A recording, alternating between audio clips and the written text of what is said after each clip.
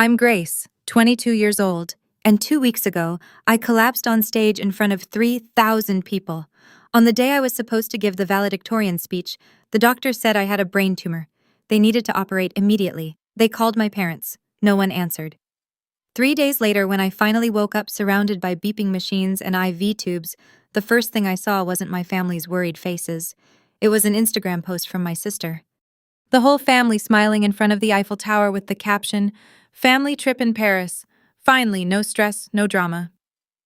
I said nothing. I didn't comment. I didn't call to confront them until 65 missed calls from Dad appeared on my screen along with one text. "We need you. Answer immediately." That's when I realized they weren't calling because they missed me. They were calling because they needed something else entirely. Before I continue, if you find this story worth hearing, please take a moment to like and subscribe, but only if you genuinely want to hear how this ends. And if you're watching right now, drop a comment telling me where you're from and what time it is there. Now let me take you back 4 weeks ago to the day everything started falling apart. 4 weeks before graduation, I'm standing in my childhood kitchen, watching Mom flip through a stack of wedding magazines. Not for me, of course, for Meredith. My older sister just got engaged and suddenly the entire house revolves around her timeline. "Grace, can you pick up the napkin samples from the printer tomorrow?" Mom doesn't look up. Meredith's too busy with dress fittings. "I have finals, Mom. You'll manage. You always do." That's the thing about being the reliable one. Everyone assumes you'll just handle it. I've been handling things for 4 years now, working 25 hours a week at a coffee shop while maintaining a 4.0 GPA, paying my own tuition through scholarships and tips. Meanwhile, Meredith's entire education was funded by our parents every semester. No questions asked. "Mom, I actually wanted to talk to you about graduation." I keep my voice casual. "I need to get something to wear for the ceremony. Maybe we could go shopping this weekend." Mom finally looks up, but her eyes are already drifting back to the magazines. "Sweetie, you're so good at finding deals online. I'm sure you'll figure something out. I need to focus on your sister's engagement party. It's in 2 weeks. But graduation is Grace." Her tone sharpens. "Your sister is bringing her fiancé's parents. Everything needs to be perfect." I nod. I always nod. Later that evening, I'm folding laundry in my old room when I hear Mom on the phone with her friend Linda. "Oh, the graduation. Yes, she's valedictorian. Can you believe it?" A pause, a laugh, but honestly, the timing is terrible. Meredith's engagement party is that same week, and that takes priority. Grace understands. She's always been so independent. Independent. That's the word they use when they mean forgettable. That night, I call the only person who's ever asked how I'm actually doing. Grandpa Howard picks up on the second ring. "Gracie, I was just thinking about you." Something in my chest loosens. "Hey, Grandpa, tell me everything. How are finals? How's the speech coming along?" I sink onto my bed, phone pressed to my ear. For the next 20 minutes, I actually talk about my thesis, about the speech I've rewritten 6 times, about how terrified I am of standing in front of thousands of people. "Grace," Grandpa says when I finish, "do you have your dress yet? Shoes? Do you need anything?" My throat tightens. "I'm fine, Grandpa." "Really?" He's quiet for a moment. The kind of quiet that means he doesn't believe me. "Your grandmother would be so proud of you." He finally says, "You know that, right? She always said you had her spirit." I never met Grandma Eleanor. She died before I was born. But I've seen pictures. Everyone says I look exactly like her. The same dark hair, the same stubborn chin. I'll be there, Grace. Front row. I wouldn't miss it for the world. "Thanks, Grandpa." My voice cracked slightly. "That means a lot. And Grace, I have something for you. A gift. Your grandmother wanted you to have it when you graduated. I've been holding on to it for years. Before I can ask what it is, Meredith bursts into my room without knocking. "Grace, did you use my dry shampoo? I can't find it anywhere." I cover the phone. "I don't use your stuff, Meredith." She rolls her eyes, flashes her engagement ring like it's a weapon. "Whatever. Oh, congratulations on the valedictorian thing, I guess." Then she's gone. Grandpa heard everything.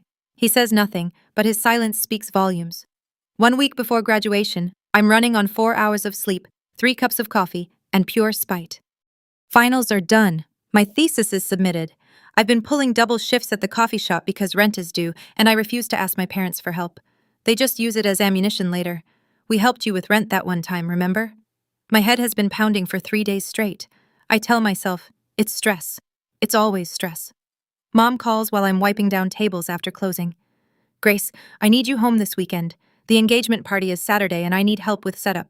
Mom, I'm working. Call in sick. Meredith needs you. I grip the phone so hard my knuckles turn white. What about what I need? Silence. Then Grace, don't be dramatic. It's one weekend. Your sister only gets engaged once, and I only graduate once, I think. Valedictorian. 4 years of perfect grades while working myself to exhaustion. But I don't say that. I never say that. Fine, I'll be there. I hang up and immediately feel the familiar ache behind my eyes intensify. The room tilts slightly. I grab the counter. You okay? My coworker Jamie looks concerned. Yeah, just tired. That night, I have a nosebleed that won't stop for 15 minutes. I tell myself it's the dry air. It's nothing. On the drive home, I get a text from Meredith. Don't forget to pick up the custom napkins and wear something nice. Tyler's parents will be there. Not how are you, not thanks for helping, just orders. My phone buzzes again. Dad, this time, can you pick up Aunt Carol from the airport Friday? Mom and I are busy with Meredith's party prep. I pull over to the side of the road. My hands are shaking and I can't tell if it's rage or something else entirely.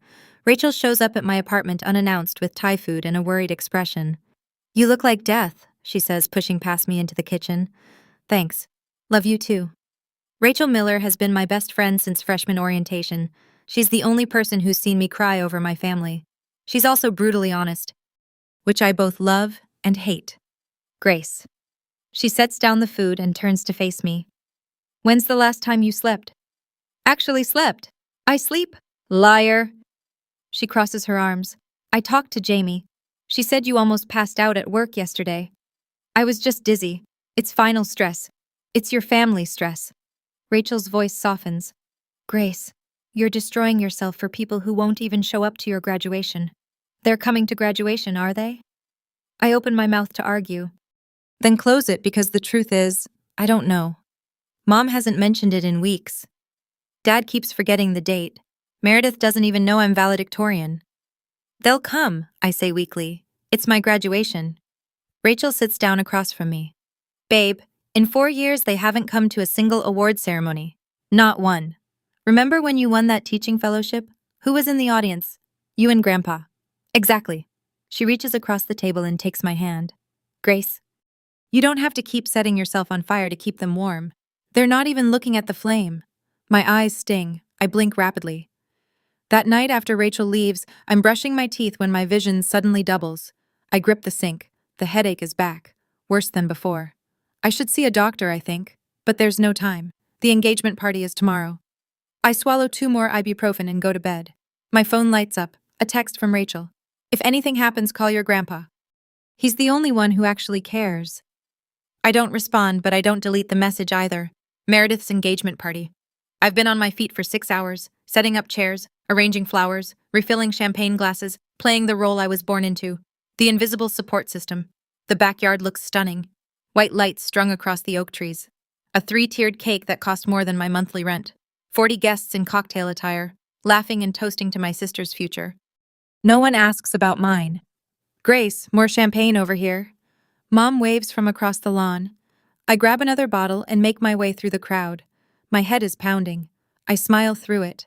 Meredith is holding court near the fountain. Tyler's arm around her waist. She's 3 glasses of champagne deep and glowing. Everyone, this is my little sister. She pulls me into the spotlight.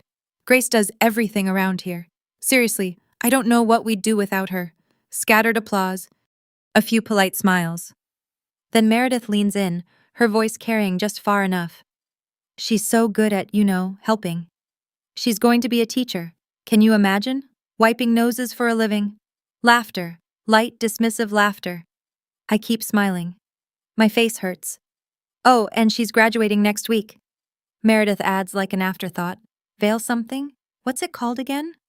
Valedictorian, I say quietly. Right. That Meredith waves her hand. She's always been the smart one. But smart doesn't buy Louis Vuitton, does it? More laughter. I excuse myself to the kitchen, lean against the counter, breathe. Through the window, I notice an older man watching the scene. I recognize him, Mr. Patterson, Grandpa's former colleague. His expression is unreadable. My phone buzzes, a text from an unknown number. Your grandfather should know how your family treats you. I look up. Mr. Patterson raises his glass slightly in my direction, then turns away. My hands are trembling. But this time, I don't think it's just the humiliation. After the party, I'm alone in the kitchen, elbow deep in dishes. Everyone else is in the living room, cooping over engagement photos. Mom walks in, face flushed with wine and satisfaction. Grace, I have wonderful news. I don't turn around. What is it? We're going to Paris, the whole family. Tyler's treating us to celebrate the engagement. My hands stop moving in the soapy water. Paris, when? Next Saturday. We fly out Friday night. Friday night. Graduation is Saturday morning. Slowly, I turn around. Mom, my graduation is Saturday. She waves her hand. I know, sweetie, but the flights were already booked when we realized Tyler got such a good deal. You're missing my graduation for a vacation. Don't say it like that. Mom frowns. It's not just a vacation. It's for your sister. I'm valedictorian, Mom. I have to give a speech. And you'll be wonderful. You don't need us there, Grace. You've always been so self-sufficient. I stare at her, waiting for her to hear herself, waiting for something to click. Nothing does. Dad agrees with this. As if summoned, Dad appears in the doorway. He can't meet my eyes. Grace, your mother and I discussed it. Meredith needs family support right now. She's going through a big life change. And graduating valedictorian isn't a big life change. You're strong. Dad's voice is tired. You don't need us the way your sister does. The room tilts. I grab the counter. Grace. Mom's voice sounds far away. You look pale. I'm fine. I'm not fine. My vision is blurring at the edges. The headache is screaming now, a sharp pressure behind my left eye. I need to go. I manage. Early shift tomorrow. I walk out before they can respond. In the car, I sit in the darkness for 10 minutes. Then I drive to my empty apartment and cry until I can't breathe. 3 days before graduation. I'm lying on my apartment floor because getting up feels impossible. Rachel's voice crackles through speakerphone. They're skipping your graduation for a vacation. A vacation? It's for Meredith's engagement. Grace, stop making excuses for them.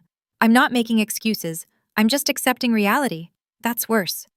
I stare at the ceiling. There's a water stain shaped like a broken heart. Fitting. 4 years. Rachel continues. 4 years you worked yourself half to death, and they can't postpone one trip. Apparently not. She goes quiet, then softer. How are you feeling physically? I mean, you sounded weird on the phone yesterday. I'm fine. Grace really just tired. That night I wake up at 3 a.m. with the worst headache of my life. The pain is so intense I actually whimper. I stumble to the bathroom. Blood. My nose is bleeding again. Heavy this time. It won't stop. I sit on the cold tile floor, head tilted back, waiting. 15 minutes, 20. Finally, it slows. I look at myself in the mirror. Dark circles, hollow cheeks. When did I start looking like a ghost?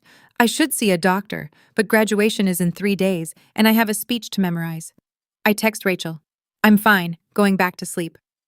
Then I open my photos, scroll until I find one of Grandpa and me from last Christmas. He's the only one looking at the camera, the only one standing next to me. I think about what Rachel said. If anything happens, call your grandpa. He's the only one who actually cares. I save his number as my second emergency contact. Just in case. Then I swallow more ibuprofen and tell myself, 3 more days. I can survive 3 more days. If you've ever felt invisible to the people who were supposed to love you most, if you've ever been the one everyone relies on, but no one actually sees, comment invisible below. I see you. I was you. And if you want to know what happened at my graduation, what really happened when I stepped onto that stage, stay with me because the next part, I'll never forget it as long as I live. One day before graduation, Grandpa Howard calls while I'm practicing my speech for the 100th time. Grace, are you ready for tomorrow? As ready as I'll ever be. I set down my index cards. Are you sure you can make it? I know the drive is long. Wild horses couldn't keep me away. I can hear the smile in his voice. I'm leaving tonight, staying at a hotel near campus. I want to be there early. My throat tightens. Grandpa, you don't have to. I want to. I need to give you something. He pauses. Something your grandmother wanted you to have. Grandma, she left it for you before she passed. Made me promise to wait until you graduated college. She knew you'd make it, Grace. Even before you were born, she knew. I don't know what to say, Grandpa. What is it? You'll see tomorrow. Just know that your grandmother and I have always believed in you. Even when he trails off. Even when what? Even when others forgot to. A long pause. Grace, did your father ever tell you I offered to help with your tuition? What? This is news to me. No, he always said you couldn't afford to help both of us. Grandpa makes a sound somewhere between a sigh and a bitter laugh. Is that what he told you? Grandpa, what do you mean? Tomorrow, he says gently. We'll talk tomorrow after the ceremony. For now, just know this. You are not alone, Grace. You never were. I hang up the phone, more confused than before. Grandpa had money. He offered to help with my tuition. Then where did it go? The questions chase each other in circles. My head throbs, but there's no time to dwell. Tomorrow is the biggest day of my life. I just have to make it through one more night. Graduation morning. I wake up to a pounding headache and a text from Mom. Just landed in Paris. Have a great graduation, sweetie. So proud of you. Attached is a selfie, the whole family at Charles de Gaulle Airport. Meredith is pouting for the camera. Dad's giving a thumbs up. Mom's smiling like she doesn't have a care in the world, like she hasn't abandoned her daughter on the most important day of her life. I don't respond. Rachel picks me up at 9 o'clock. She takes one look at me and frowns.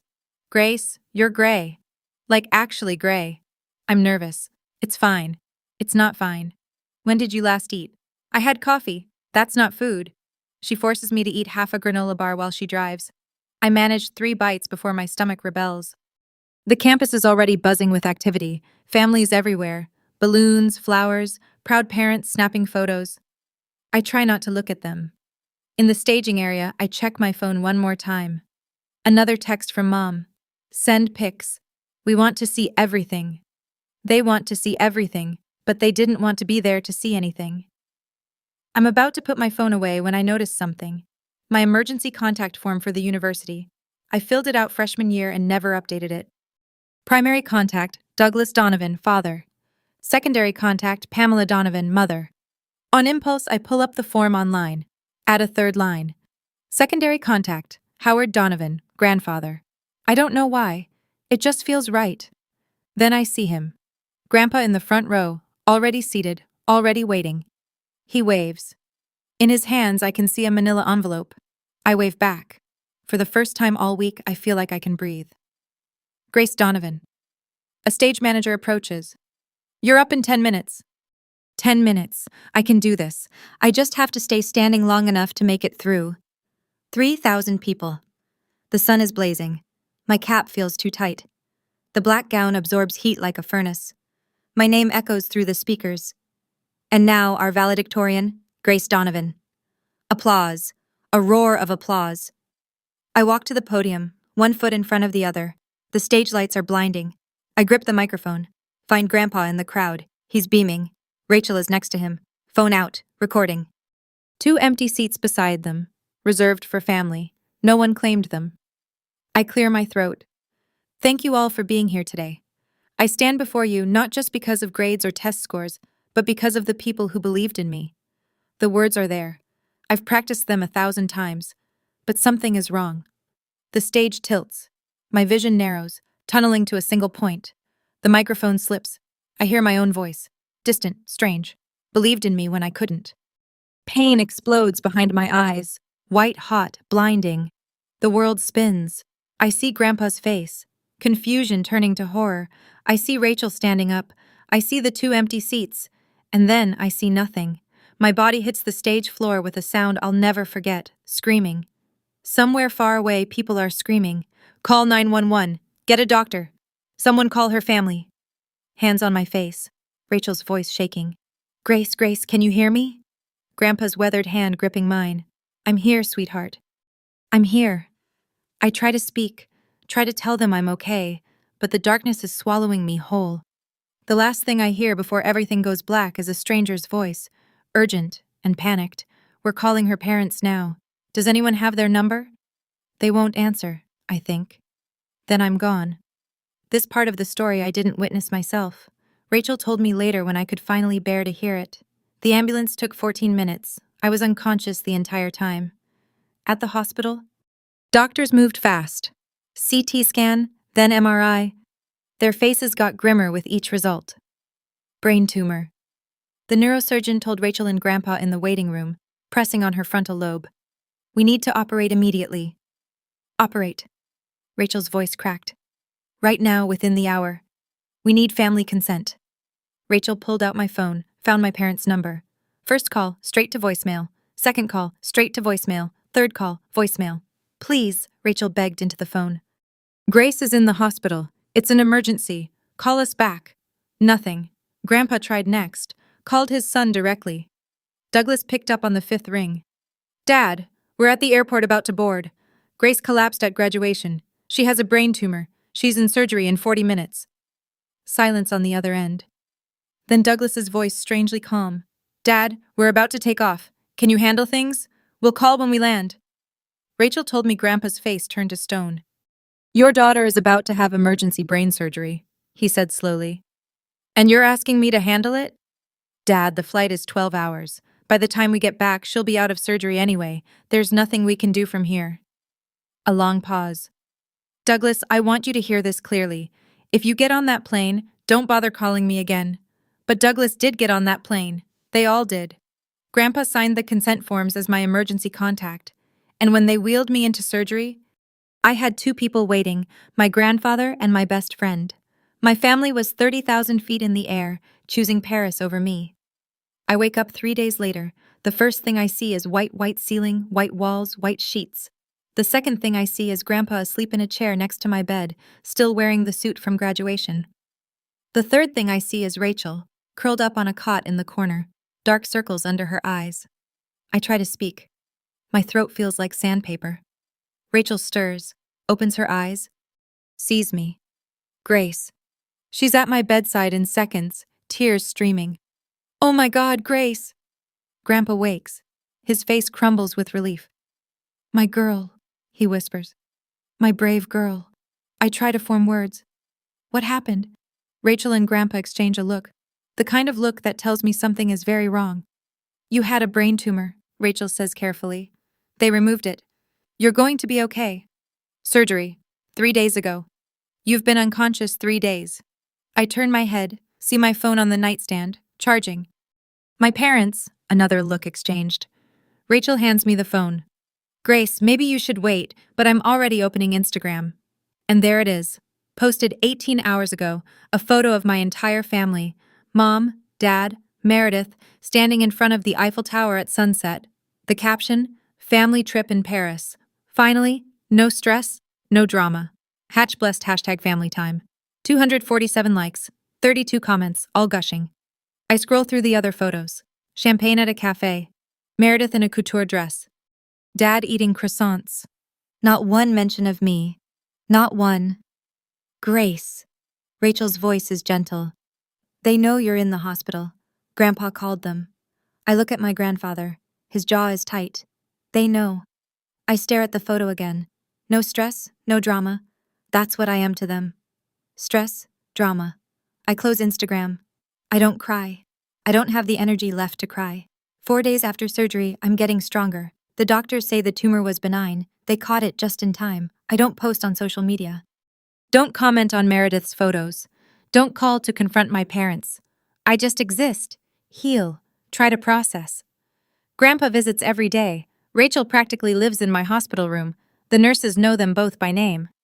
Now you need to eat more, Grandpa says, pushing a container of soup toward me. I'm not hungry. Grace Eleanor Donovan, you will eat this soup or I will spoon feed you myself. I almost smile. Almost. That evening, Rachel goes home to shower. Grandpa falls asleep in his chair. I'm finally alone with my thoughts. That's when my phone lights up. 1 missed call from Dad. 5 missed calls from Dad. 20 missed calls from Dad. 65 missed calls from Dad. My heart stutters. Then the texts start appearing.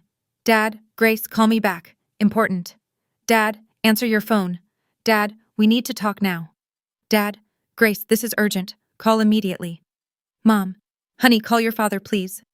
Meredith, Grace, what did you do? Dad is freaking out. I scroll through them. 65 missed calls, 23 texts.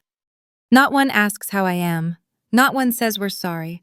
Not one says we love you. Just we need you. Answer immediately. I show Grandpa when he wakes up. His face darkens. They know, he says quietly. Know what? He takes a deep breath. Grace, there's something I need to tell you. Something about why they're really calling. What do you mean? It's not because they're worried about you. His voice is heavy. It's because I told them about the gift, your grandmother's gift. And they just realized what they might lose. My blood runs cold. Grandpa, what gift? He looks at me with tired, sad eyes. It's time you knew the truth. Grandpa pulls his chair closer, takes my hand. 22 years ago, when you were born, your grandmother and I made a decision. We opened an education savings account in your name. For college? Not exactly. He shakes his head. We knew your parents would pay for college. That's what we told ourselves anyway. This account was different. A graduation gift. Seed money for your future. Your grandmother called it your freedom fund. How much? Grandpa hesitates. Enough to buy a small house or start a business or put a down payment on whatever dreams you had. My head spins. That's life-changing money. But Dad told me you didn't have money to help with tuition. That you could only help Meredith because Meredith asked. Grandpa's voice turns bitter. Your father asked me for money for both your educations. I gave it. I wrote 2 checks. One for you, one for Meredith. Same amount. Then where did my money go? Where? I don't know, but I can guess. He pulls out his phone, shows me a photo, a bank statement, 2 withdrawals on the same day 4 years ago. Your parents cashed both checks. They put Meredith's portion toward her tuition. And yours? I think about their new kitchen renovation, Mom's designer bags, the vacation fund they always seem to have. They spent it, I whisper. I believe so. And this freedom fund. They didn't know about it. I never told them. I knew, Grace. Even back then, I knew they treated you differently. This money was always meant to bypass them entirely, directly to you on your graduation day. But now they know.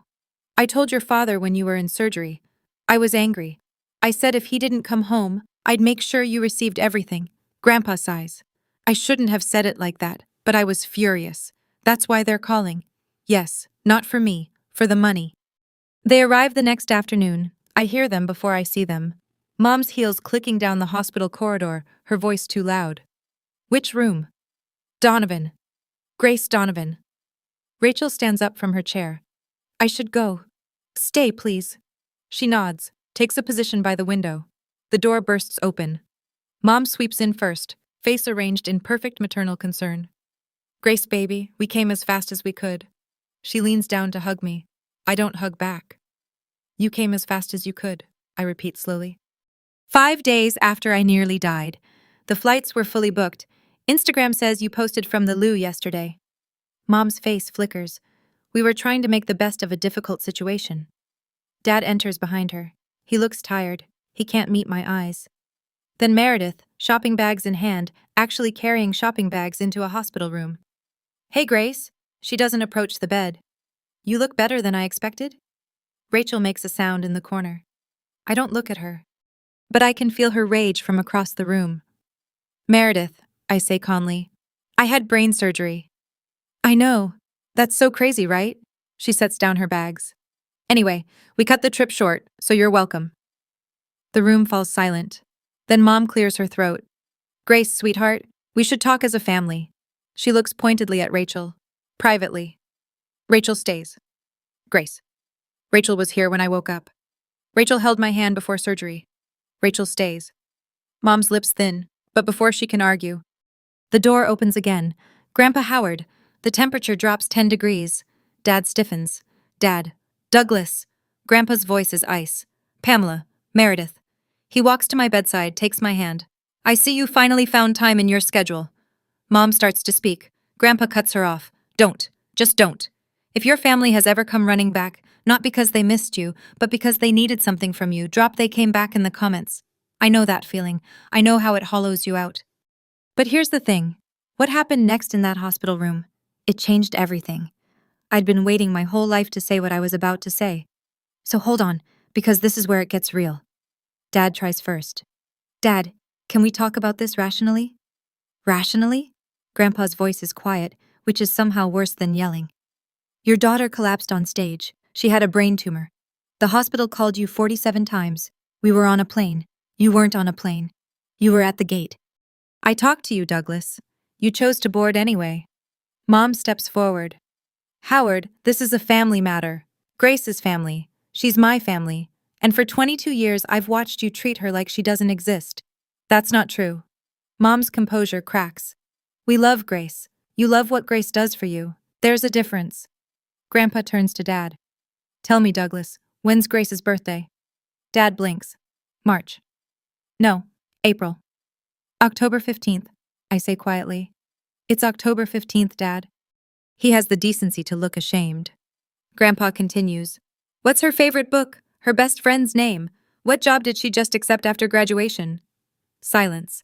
Rachel's jaw is tight. She knows all these things. She's known them for 4 years.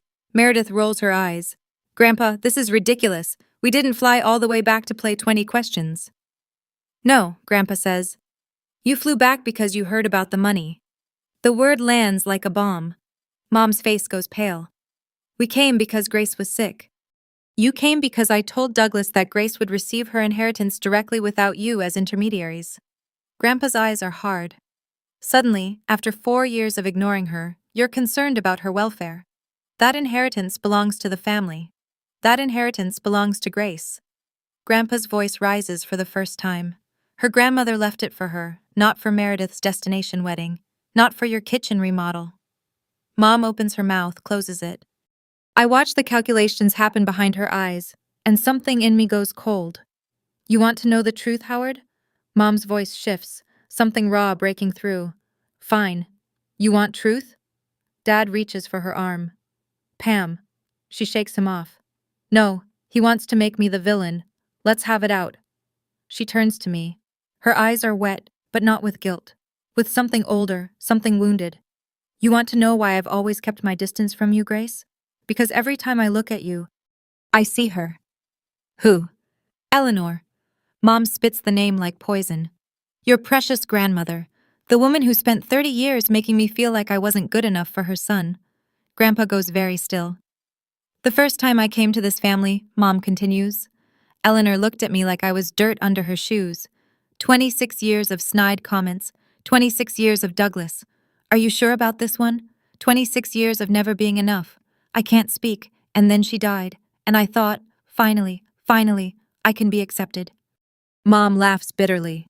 But then you were born, Grace, and you looked exactly like her.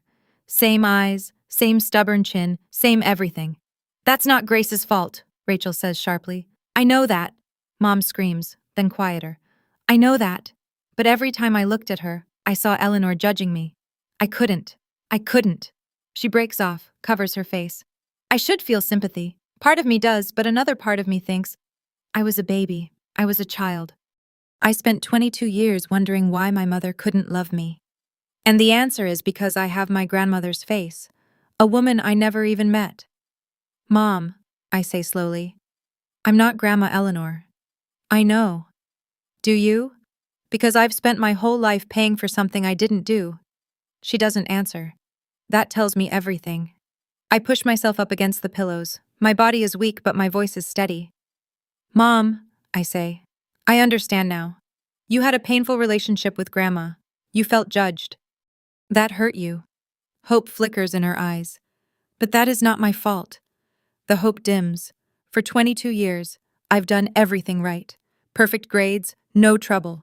I worked 3 jobs so you wouldn't have to pay for my education. I showed up to every family event. I helped with every party, every holiday, every crisis. Grace, I'm not finished. My voice doesn't waver. I did all of that because I thought if I tried hard enough, you would finally see me. Finally love me the way you love Meredith. Meredith shifts uncomfortably. But I was wrong because you were never going to see me. You were always going to see her. I turned to Dad. And you? You watched this happen for 22 years and said nothing. He flinches. Grace, I didn't know how to what? Stand up for your daughter. Ask your wife why she flinches when I enter a room. It's complicated. It's really not. I shake my head. You chose the path of least resistance. And the path of least resistance meant sacrificing me. Grandpa squeezes my hand. I look at each of them in turn. Mom crying quietly, Dad staring at the floor. Meredith, arms crossed, defensive. I don't hate you. I say any of you. But I also can't keep pretending this is normal. I can't keep being the invisible one. What do you want? Dad asks quietly. I take a breath. I want you to see me as a person, not as a ghost, not as a burden, not as someone who exists to make your lives easier. And if we can't, I meet his eyes. Then I'll mourn the family I wished I had, and I'll build a new one. The room is silent. I turn to Grandpa. I want to talk about Grandma's gift. He nods, pulls the manila envelope from his jacket, the same envelope he brought to graduation. This is yours, he says. Your grandmother set it aside 25 years ago. It's been growing interest ever since. I take the envelope.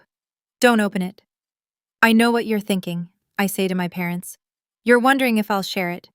If I'll bail out Meredith's wedding or pay for your next renovation. Mom starts to speak, stops. I'm not going to do that. Grace. Meredith finally breaks her silence. That's so selfish. Grandma wanted me to have it, not you. Me. But we're family. Family? I almost laugh. You're using that word now after you posted Instagram photos from Paris while I was in brain surgery. Meredith's face reens. I didn't know it was that serious. Because you didn't ask. She falls silent. I look at Mom. I'm not taking this money to hurt you. I'm taking it because it's mine. Because Grandma wanted me to have options, to not depend on people who see me as an afterthought. What about us? Dad asks. Are we just supposed to lose you? You already lost me. My voice softens just slightly years ago when you stopped showing up, when you stopped asking how I was, when you let me become invisible. I take a breath. But I'm not shutting the door completely. If you want to be in my life, really in my life, you have to earn it. You have to see me as Grace, not as Eleanor's ghost, not as Meredith's backup, just me. And if we try, Mom's voice is small, then we can start over slowly with boundaries. What kind of boundaries? I look her in the eye. I'll let you know when I'm ready. Meredith moves first. She grabs her shopping bags, face tight with anger. This is insane. You're choosing to tear this family apart over money. This isn't about money, Meredith. Really? Because it sounds like I nearly died. You went shopping. She freezes. I'm not saying that to make you feel guilty.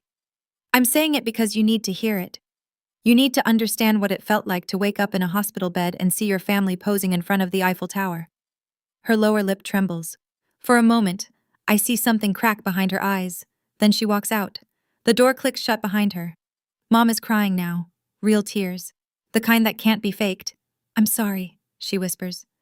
I'm so sorry, Grace. I know. I was wrong. I was so wrong. I know, Mom. But I don't know how to fix it.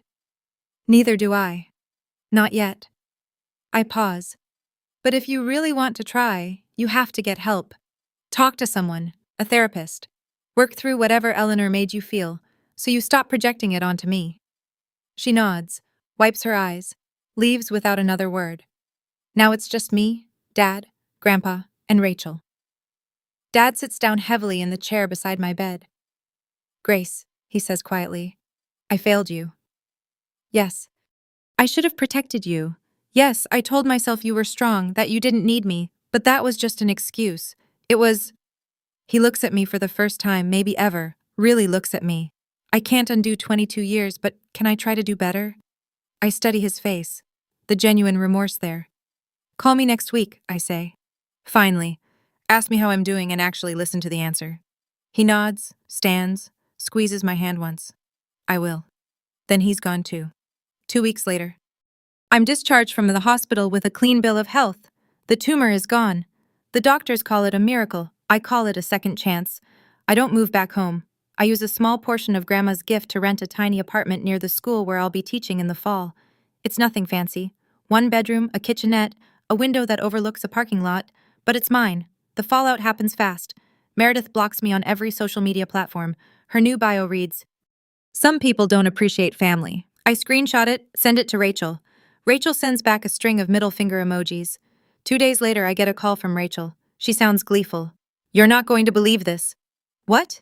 Tyler, Meredith's fiancé, he heard the whole story from his mother who heard it from the hospital grapevine. Rachel is practically bouncing. He's reconsidering the engagement. I don't feel triumphant, just tired. That's not what I wanted. I know, but still. A week after that, I see on Facebook that the engagement party photos have been deleted. Then the engagement announcement itself. Mom texts me, Meredith is devastated. I hope you're happy. I stare at the message for a long time. Then I type back. I'm not happy about her pain, but I'm not responsible for it either. She doesn't respond. Dad, to his credit, does call the following Tuesday, right when he said he would. Hi, Grace. Hi, Dad. How are you feeling? Better. Still tired, but better. A pause then. What did you have for dinner last night? I almost smile. Such a small question, but he's never asked it before. Pasta, I say with Rachel. That sounds nice. It's awkward, stilted, but it's something for now. It's enough. 3 months later, I'm standing in my new classroom arranging desks. 8th grade English, 26 students starting Monday. Rachel is helping me hang posters, or rather criticizing my poster placement while eating my chips. A little to the left, she says, mouthful. No. You're left. I don't know why I keep you around, because I'm delightful and you love me. I can't argue with that. The room is starting to look like mine. Bookshelves I found at a thrift store, a reading corner with mismatched pillows, a bulletin board that says every voice matters. My phone buzzes. Grandpa, how's the setup going? Almost done. Are we still on for dinner Sunday? Wouldn't miss it. I hear him smile through the phone. Your grandmother would be so proud, Grace. Building your own classroom, your own life. My eyes sting. I wish I'd known her. You would have loved each other. He pauses. Speaking of which, I found something while cleaning out the attic. A letter she wrote before she passed, addressed to my future granddaughter. I grip the phone. What? She wrote it 25 years ago before your mother was even pregnant. She just knew somehow. What does it say? That's for you to find out. I'll bring it Sunday. After he hangs up, I sit down in my teacher's chair. The one I'll use every day for the next school year. Rachel plops into a student desk. You okay? She wrote me a letter before I was born. Rachel's eyes widen. That's kind of amazing. Yeah. I look around my classroom at the life I'm building from scratch. It is outside. The sun is setting. Golden light streams through the windows. For the first time in months, maybe years, I feel like I'm exactly where I'm supposed to be. 1 month later, a knock on my apartment door. Sunday afternoon. I open it to find Dad standing there holding a cardboard box. Hi, Grace. I blink. Dad, I wasn't expecting. I know. I should have called. He shifts the box in his arms. Can I come in? I step aside. Let him enter. My apartment is small but cozy now. Plants in the window, photos on the shelf. Rachel at graduation. Grandpa and me at a restaurant. My students' artwork from the first week of school. Dad looks around, taking it in. You've made this nice. Thanks. He sets the box on my tiny kitchen table. I brought you something. What is it?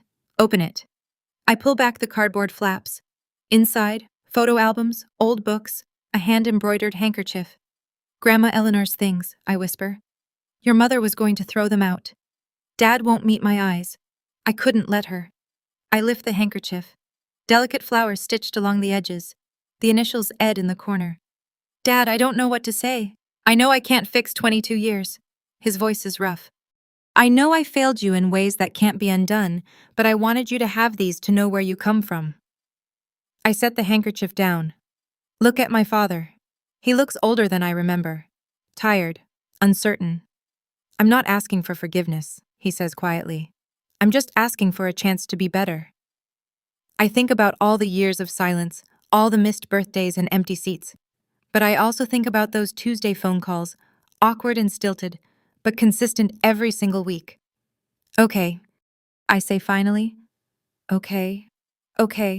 You can try. I pause. But Dad, trying means showing up, not just when it's convenient. He nods, swallows hard. I understand.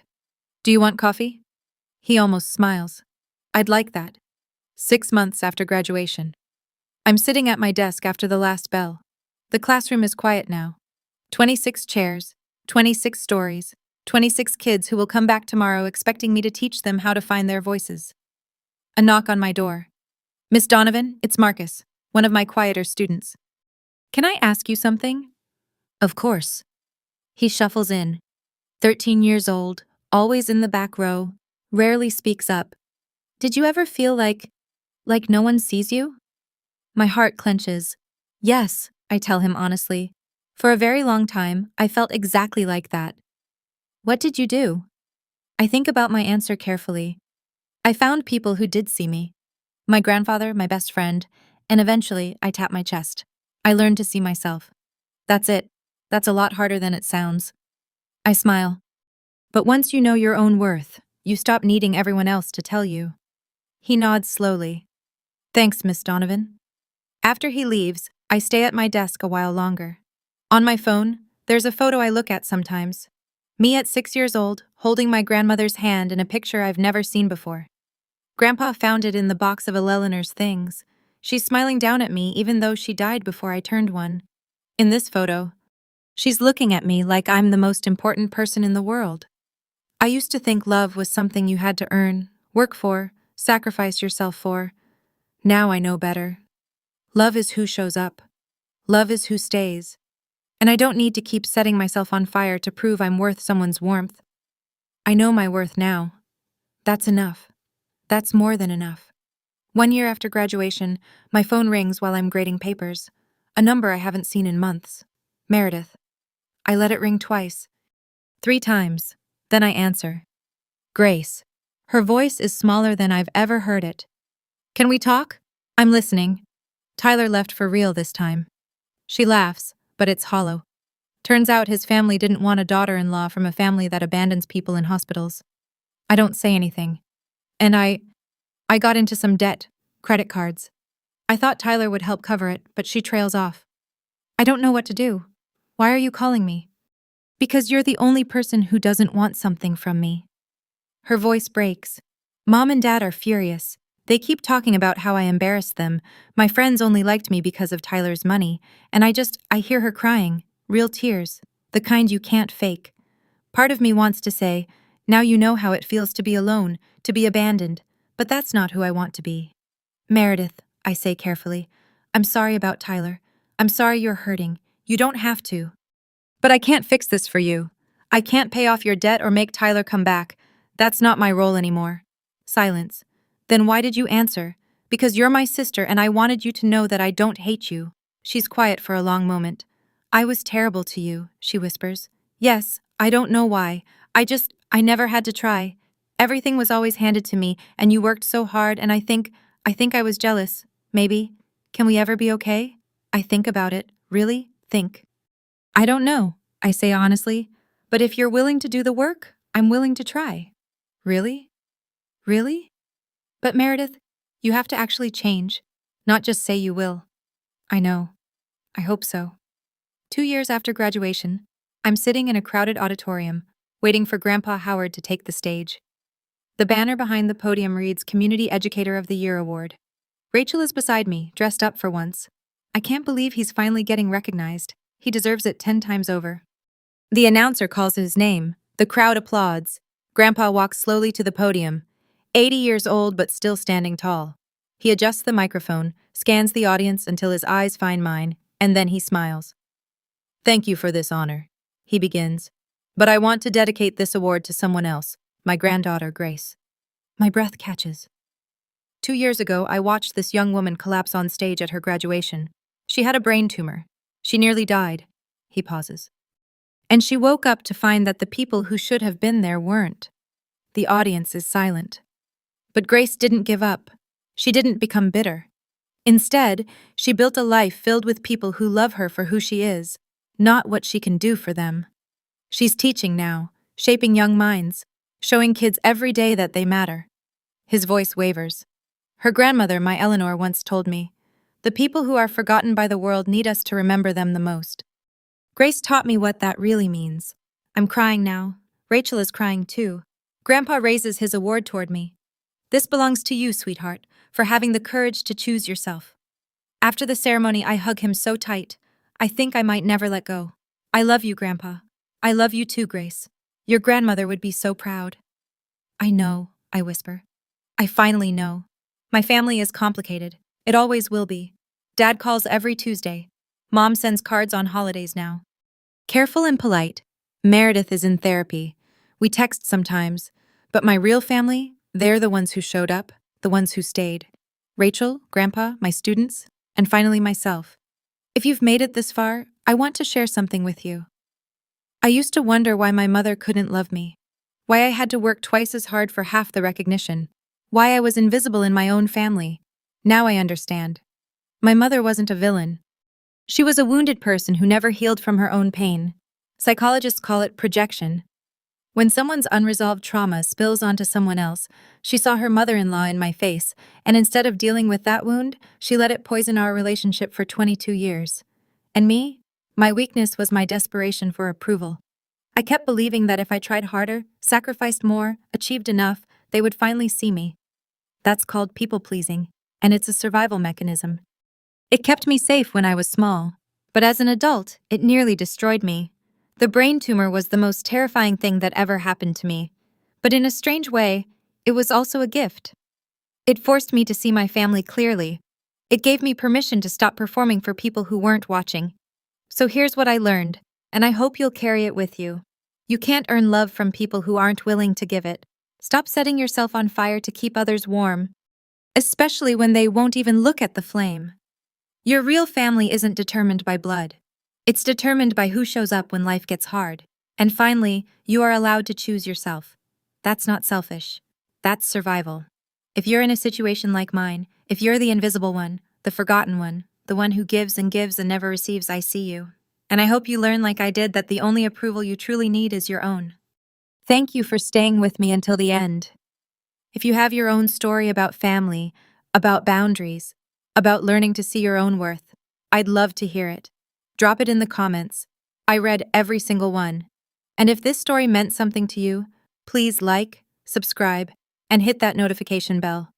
There's another story waiting in the description. Something tells me you'll want to hear it. Until next time.